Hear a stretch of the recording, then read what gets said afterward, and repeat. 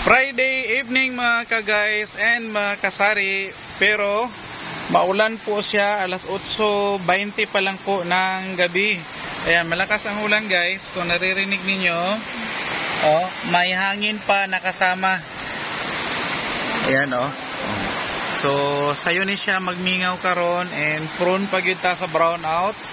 Ingat-ingat ta. Andam-andam na midaan kaya baka mag-brown out. Dali lang biya siya mag-brown out pag may ganitong ulan.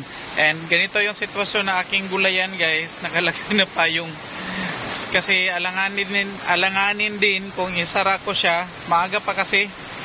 Yan. So expected na ito na pag hindi siya mag-stop hanggang alas 9, mingaw na gid ni siya. So makabawi-bawi pa sana tayo ngayon kasi maaga pa.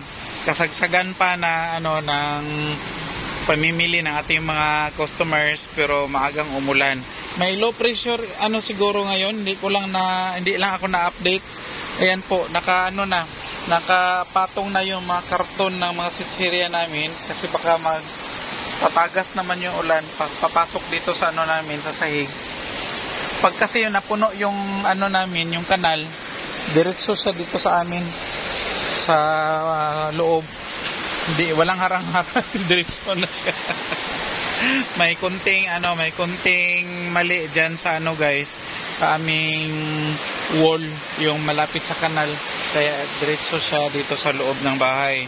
So pag mga ganitong maulan, tapos malakas na ulan, nakapatong na yung especially ating mga bigas, yung mga mababasa, nakapatong na. Kasagsagan po talagang malakas ang ulan ngayon. Malakas ang hangin, tingnan nyo. Yung mga dahon dyan. At saka may mga pakulog, pakidlat pa kasama. Ayan, so ingat-ingat tayo. Lalong-lalo na yung mga nasa low-lying guys, areas, yung mabilis bahain.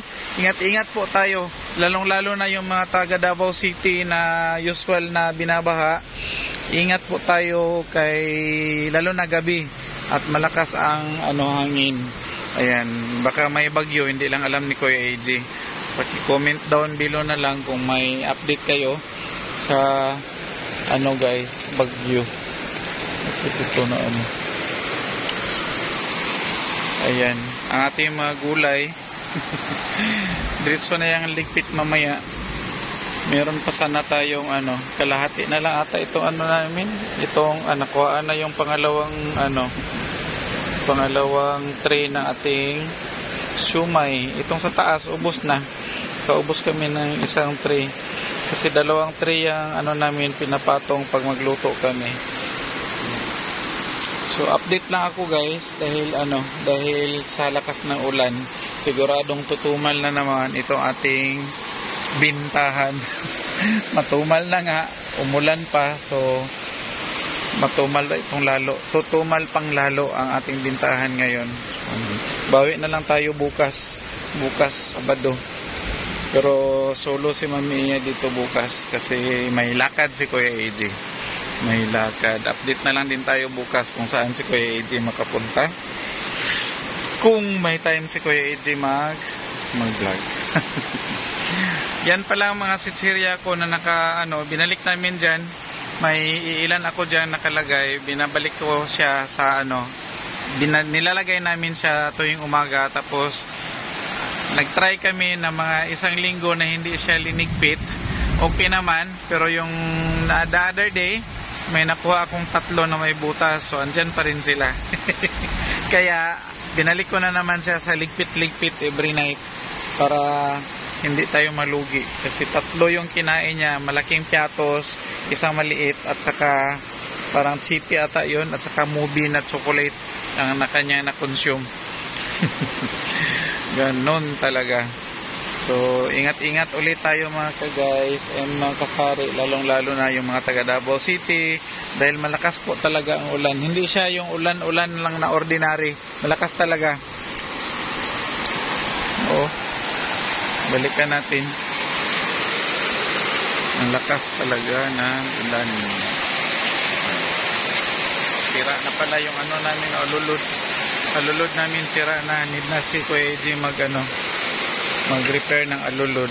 Malulod lang muna kasi walang budget. Guys, nanagyod ang atong gihulat nga tubig. Nisulod na. Nisulod na ang tubig. Kaya niapaw na ang kanal. So, nga niya nga mo ang kahimtang dali guys. Basta kusog kayo ang ulan. Ambot paano ni siya masolusyonan. Hindi alam ni Kuya AJ kaya hindi panday si Kuya AJ. Kaya pagkabukas nito, banwas and map na pud ang trabaho ni Kuya AJ kay sulod na pud ang ulan. Ang tubig di ay sulod. Tuara. Tapa oh. Mas kusog na diri oh. Mas kusog ang agas diri. Yan. Ayan oh. Ayan na, ayan na, ayan na. Ayan na, ayan na, ayan na. Doon na siya daan may sa gilid. So ito, number 1 na kalbaryo ni Kuya AJ pag malakas ang ulan. Nasa taas man sana itong skyline pero kami dito binabaha pagkapait. Ayan guys, oh, ang tubig sa kalsada na dumaan, hindi na sa kanal kasi umapaw na yung kanal. Umapaw na. So, andyan na siya. Kaya, papasok siya dito sa loob ng aming store. Ayan, oh. Oh. Parang sapa na yung ano namin, harapan ng aming tindahan. Huwag naman sanang lumakas pa lalo.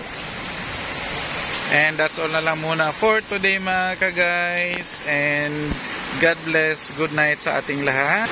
Bye-bye muna for now.